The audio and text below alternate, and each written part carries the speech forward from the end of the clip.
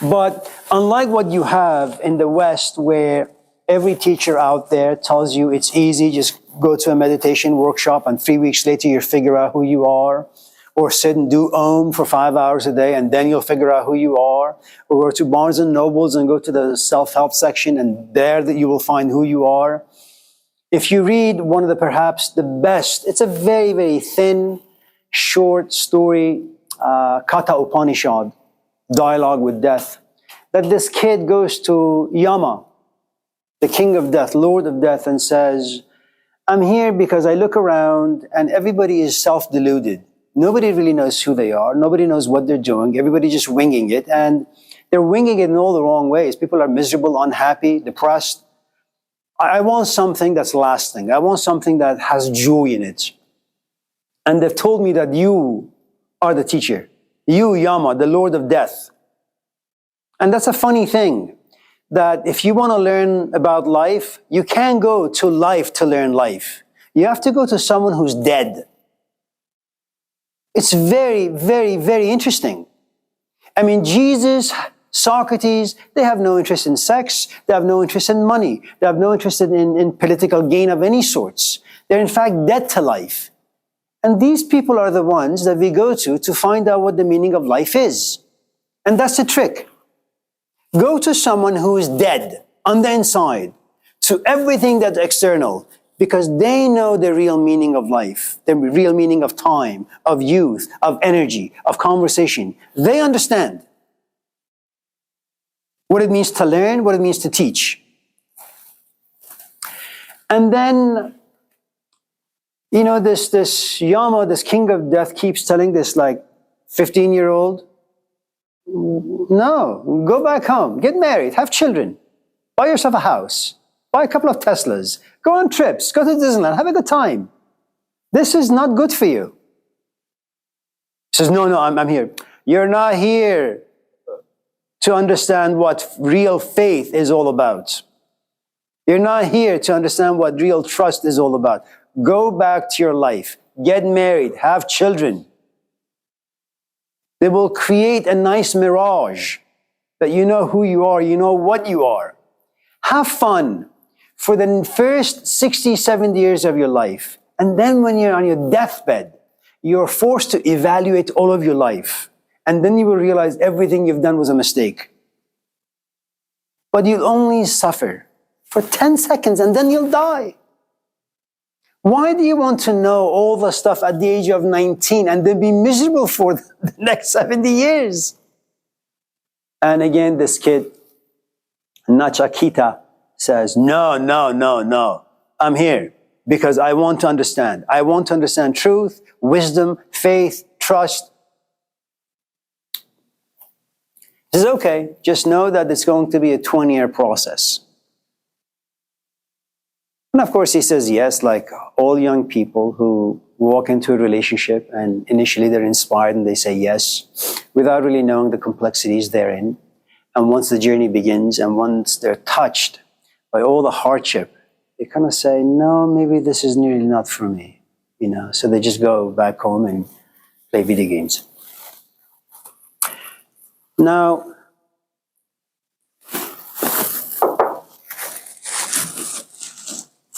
so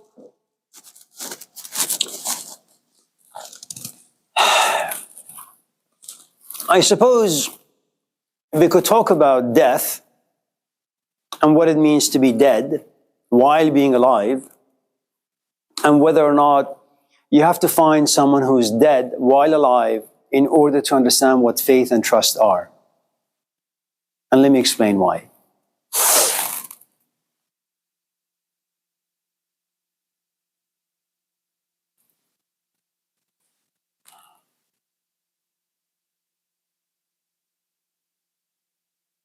You can have a self that desires to buy a Tesla, and you work extra shifts to save money, and your dream is to buy a Tesla, and eventually you do. And like everything else, after a while, you just get bored. And in boredom, you become indifferent.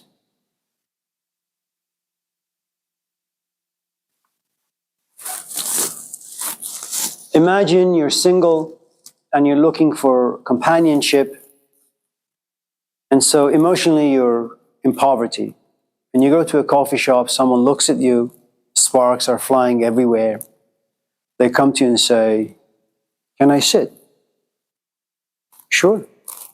And then you guys begin to have a conversation, and he begins to like you and you begin to like him. That's great. Emotionally, there is trust, there is faith in that few moments. And then you enter into life as life unfolds and it becomes more complicated. Those inspired emotions are replaced by politics of life. And after a while, like any relationship, you realize that you have to walk on eggshells when it comes to certain things. Intellectual trust and faith. We're always growing, we're always changing, we're always experiencing new things. So what you believed in today, for the most part, is going to change tomorrow. If you assume that you know what love is, just wait for a year. Your definition of love, your meaning of love begins to change. If you think that success means going to Laney College and Stanford and getting A's and graduating and getting a job, if that's your definition of success, just wait 5, 6, 7, 8 years. When the paycheck comes to you and you just don't feel anything about it. There's lots of bills to pay and you look at your life, it's just toys, but you're attached to them.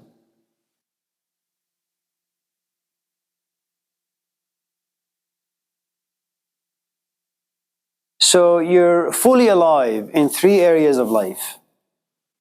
Your physical body, your intellectual body, and your emotional body. The problem is they're always changing. Whether they have to do with you, or whether they have to do with you and another. They're always going to change.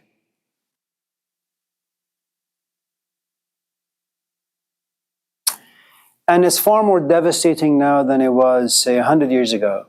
Because 100 years ago, if you were in a marriage, it mattered very little how much you liked your companion. It mattered very little if your relationship has a good many bumps in it.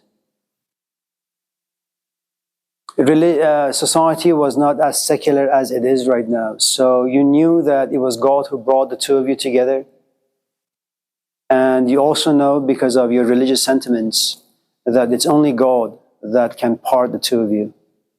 You can't just file for divorce. It doesn't work that way. So despite all the brokenness of trust and faith, religion just glued the cracks together. That's not the case today. Nothing glues anything anymore. Which means that if you're aware of the 21st century, the way society is, the way advertisement is, the way society and advertisement give birth to this brand new human being who is fragmented on the inside on so many different levels. There is divorce, there's pornography, there are sorts of addictions, confusion, depression, loneliness, you name it. All the poison that ultimately destroys the human being is here now. And they will come to visit you when you're like 5. You don't have to wait till you're like 55. They come to you very, very early in life now. So what you have then is the last layer, which is the spiritual. If you're allergic to the word spiritual, replace the word spiritual with being able to observe, being able to be reflective. And the way you are able to be observant of things and reflective of things is that you always have to stand outside of yourself and watching yourself as if you're sitting in a theater. Okay? There is Amir Sabzavari talking. There is another Amir Sabzavari standing outside, observing what Dell is talking about. And if he can formulate his ideas coherently, if these ideas are something people are actually interested in, so I have to observe myself, I have to observe the people out there. Am I just rambling on and on and on because the title professorship has been given to me? because I have to keep the class going for another 20, 30, 45, 50 minutes. That's observation. It has to be profoundly detached.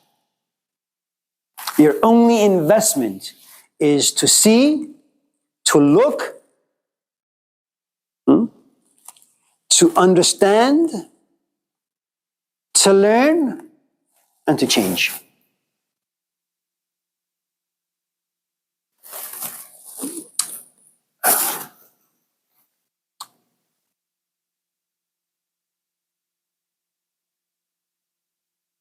If you go back to the book I mentioned, Daughter of Fire, and this is the 1940s and 50s, people were very, very simple way back then. Not like us. We're very complicated now because of technology and other things.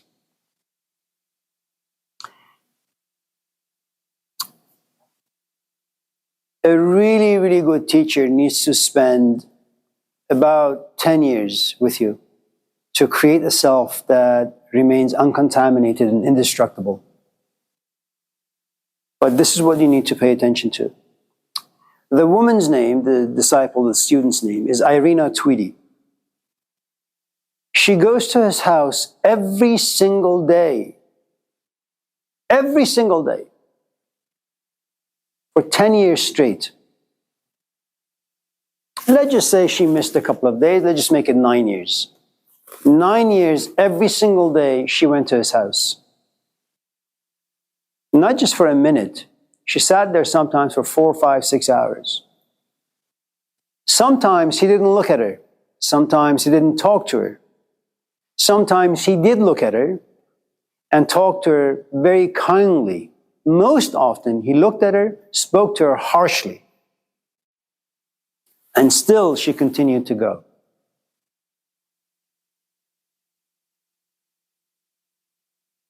That's how you can create a self, a perspective, a pair of eyes and ears, where you can see things and hear things, but you have a way of digesting things in a way that is without any contamination, that you can trust.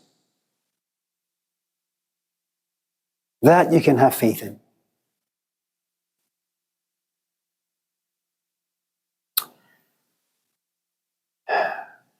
Let's make this a little bit simpler, because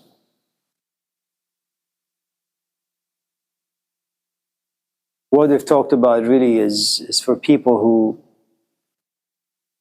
are very advanced in the way they think and feel about things.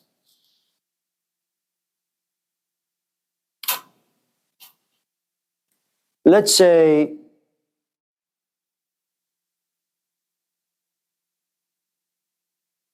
you want to go into a relationship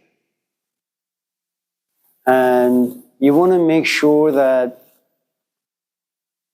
it's going to be a relationship in which you can have faith and in which you can trust.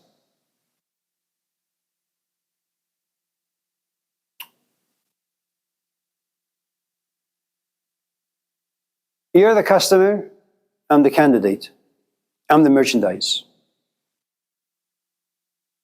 How could you have faith and trust in this relationship? You can be 60% sure. And there's always going to be places of doubt and uncertainty. You can't get rid of those. They're always going to be there. But the way you can be relatively 60, 70% have faith and trust in the relationship is by the following. Don't look at me first. Look at my parents. Who are they? What are they? How is their relationship? Where they come from? What they believe in? What sort of a conversation they have? Because like we talked about, I am initially the product of my parents. Who they are for the most part is who I'll be.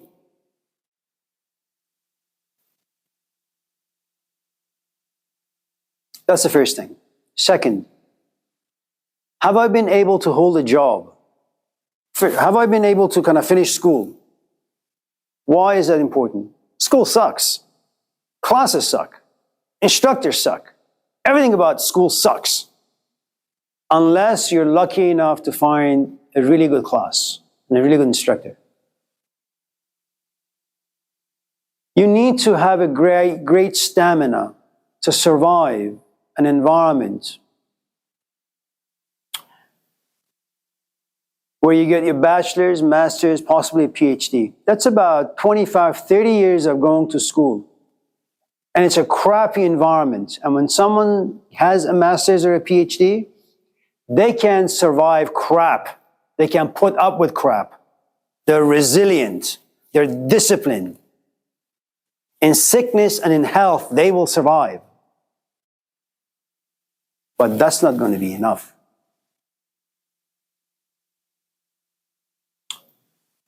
Do they have a job?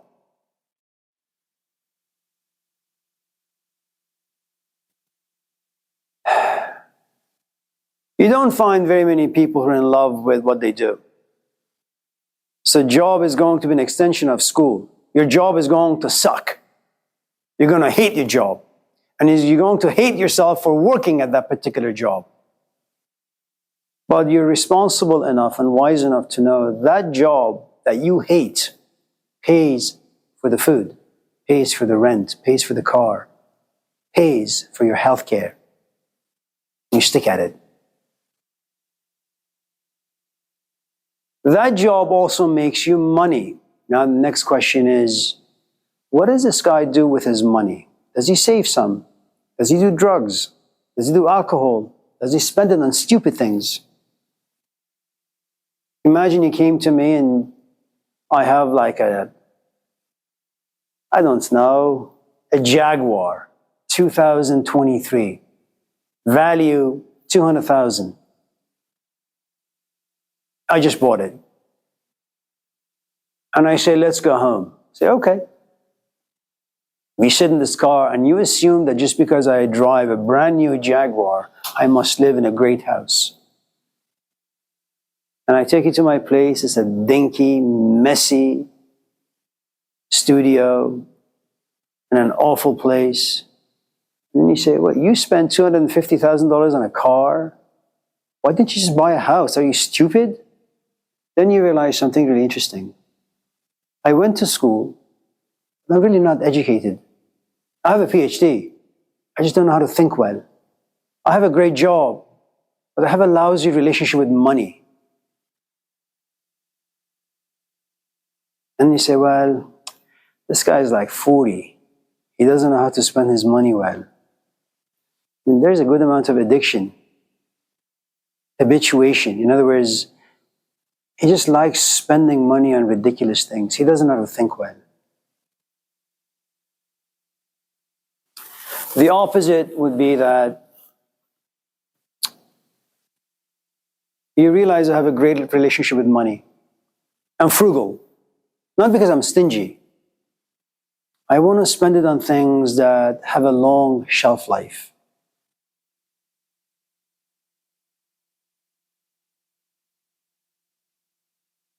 And then you say, well, let me check out your friends.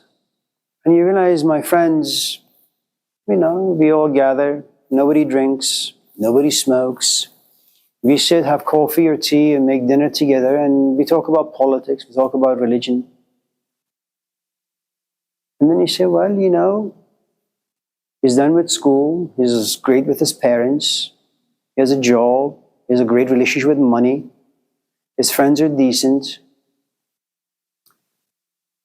I see that he has some degree of self-respect. And when him and I talk, he looks at me in my eyes. He doesn't check out my body, at least not very often. So he has a modicum of humility and respect in that regards as well. And then you hang out with this man for about 2, 3, 4, 5 months, and then you say, okay, it's been quite stable for the past 6, 7 months, maybe a year. Maybe we should tie the knot. Now, a lot of things could happen when we get married. A lot of things could happen. I mean, that's the 40 or 30% that could turn everything upside down. But When it comes to relationship, that's what. If you don't want to talk about romantic relationships, and you want to talk about what sort of a major you should pursue in school, I'm going to give you a perspective that's, an immigrant one. I've been teaching philosophy for about 30 years. I've been interested in this stuff since I was 11. I'm not going to encourage you to do philosophy because it's tough. It's tough to find a job, a full-time job. What I will do is to say to you that you need to go into business, at the same time study philosophy. You need to do a double major. And business is going to be a backup plan, just in case philosophy doesn't pan out, just in case you come to realize that you moved into philosophy for love and wisdom.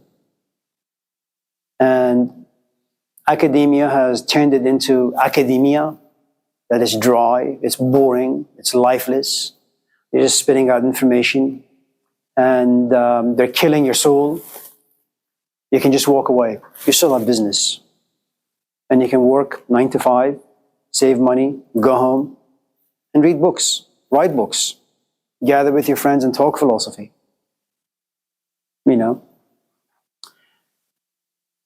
So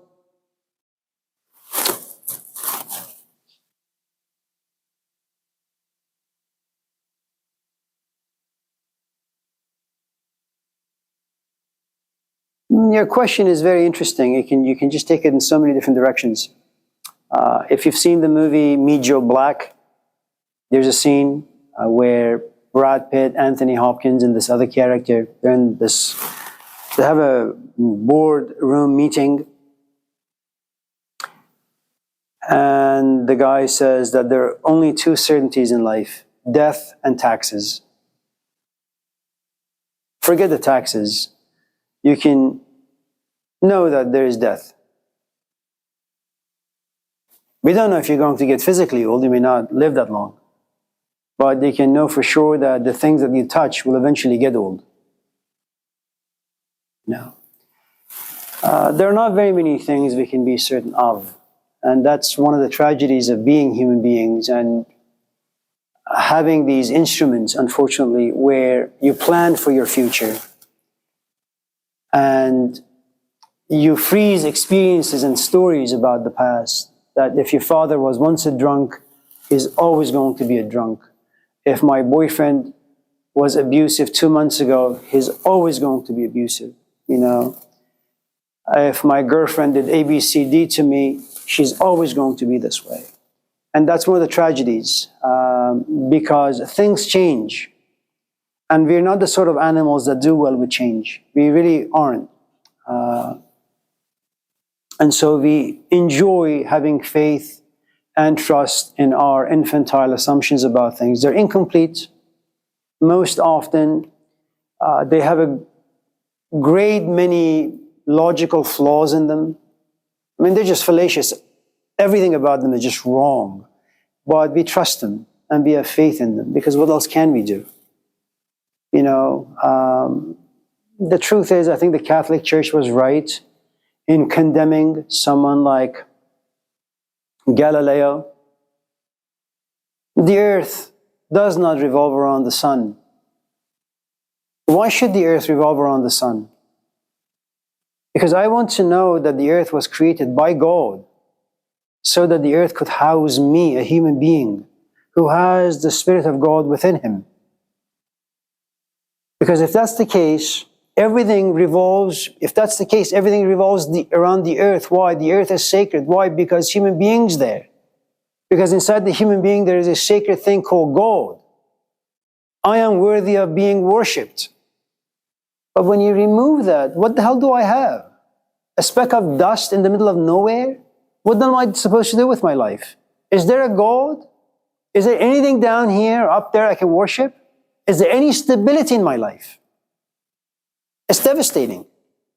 So when you have some, goofball like Socrates walking around saying, examine life, well, if you really begin to examine it, you can't trust anything.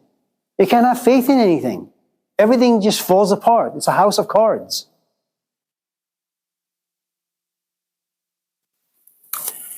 So I came here in a good mood. I'm not in a bad mood. I'm just joking, but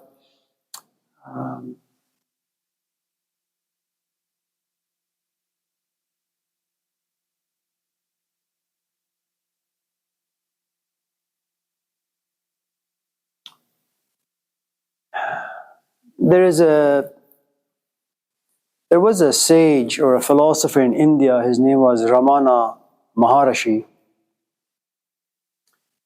He's called the silent sage, and you don't need to go all the way back to India. I'm sure there are many people in the present time as well who are really sick physically, and that impacts their emotions, that impacts their intellect. But they suffer in silence. They don't want to burden anyone. And maybe they have a religious temperament, I don't know. But they say, this is what my faith is. I trust it. I'm okay with it despite all the difficulties. And they're able to survive the tragedies of life in a very stoic way, in a very mature way. I had an uncle whose son passed away, and he was called from the funeral office saying that, I think your nephew is here. Can you come identify the body so we could bury it? So he goes to the freezer section. This body is pulled out and the cover is removed, and he looks at the body and he says, "Oh, this is my son." And he looks up and he says, "God gives and God takes." It doesn't mean he doesn't grieve. It doesn't mean he's not sad. But it means there's a part in him that says, this is the will of God and I trust it. I don't know if you have people like that anymore. You probably do. They're just hard to find these days because we are mostly very reactive animals these days.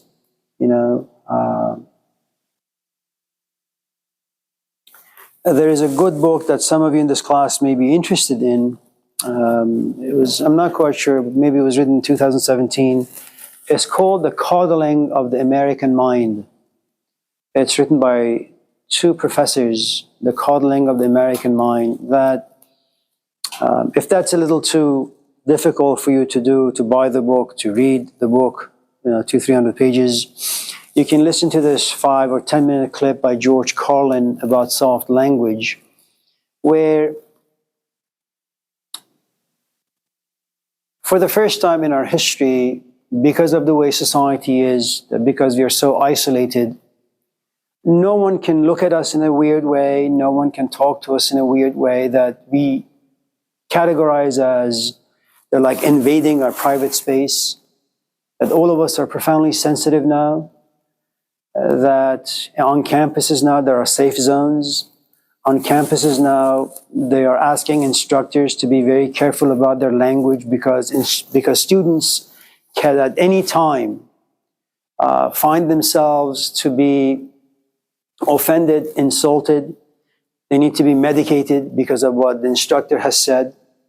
And so because we live during this particular period where none of us can hear anything that contains an ounce of truth or honesty or sincerity in it,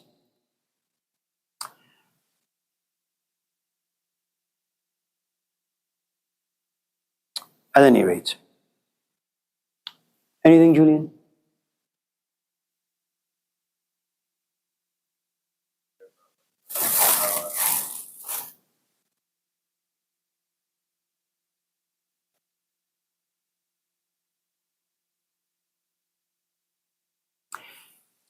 If your question is, how does a Stoic find a companion?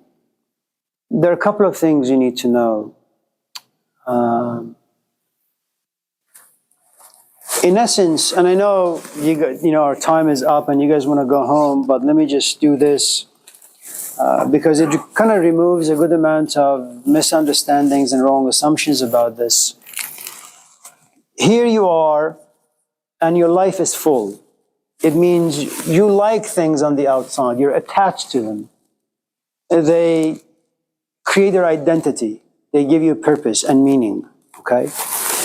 There comes a point in your life where you have an intellectual or a spiritual breakthrough, where you say to yourself, who am I without the things in my life? Okay? Because you get tired of your Wi-Fi being connected and disconnected. You're tired of the internet giving you emotions that are pleasant and then unpleasant. You're tired of being toyed with. Okay? So you slowly, because of this breakthrough, begin to very, very slowly, and this happens very, very, very slowly. It's like when two people divorce. It's not like one morning you wake up and you say, I'm out. Okay? It's a thing that happens in like a 10-year period. I'm not happy, but you push it aside. I'm really not happy. You push it aside. I am extremely not happy. You push it aside. I am pissed. You push it aside. 10 years pass by and then you explode. So it's a 10-year process. Okay? This is very much the same. Gradually you come to realize that you're not enjoying the things in your life. You're not enjoying how they make you feel on the inside. So you slowly detach. You come to a point where you say, here I am. I feel naked. I have nothing on the inside that grounds me. I don't want to watch TV. And you're walking aimlessly. I don't want to walk aimlessly. So remember, you're empty on the inside, okay? This emptiness on the inside creates a good amount of depression. Why? Because for the past 30 years of your life, you have been entertained by fantasies, by dreams, by hopes, by pursuits of sorts, by the world of advertisement, by the world, okay? You get depressed because nothing down here can give you meaning. If you are lucky, and remember, when you get depressed and you're naked, it happens because you find yourself detached, unable to connect yourself to anything down here, to the world. Okay? When you become detached in a destructive way. You get depressed. If you are lucky, and if you have a teacher, okay, this nakedness and this depression and this detachment, they're all protected by the cradle created by your teacher. Slowly, you have a Julian that is born. Okay? Julian that's born. All because you were protected by your guide, by your teacher. Right? This new Julian will forever have lost the ability to attach. This does not mean you don't feel. This means you're enormously sensitive. You fall in love intensely and passionately.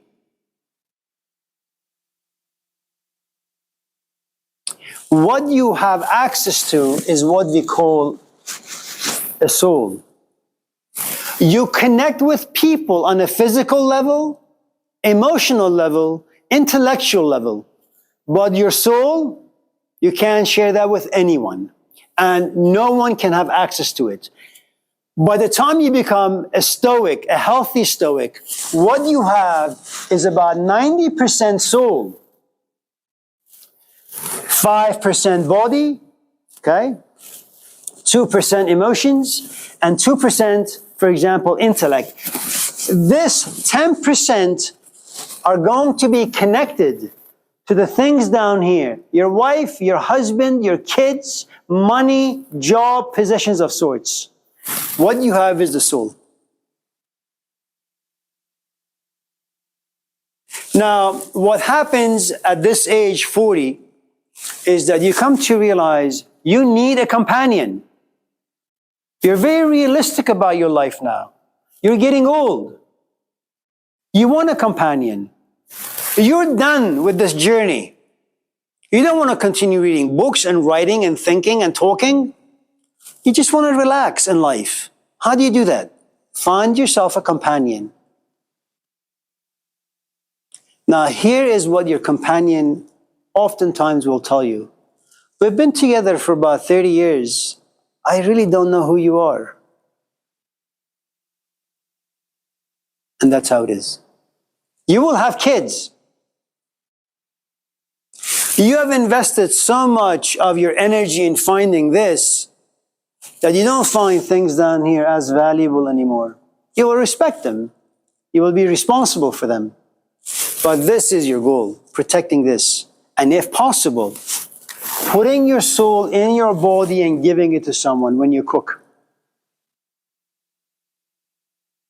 When you spend time with your kids, you really do it with your soul. But the kids won't know that. And your companion won't know it.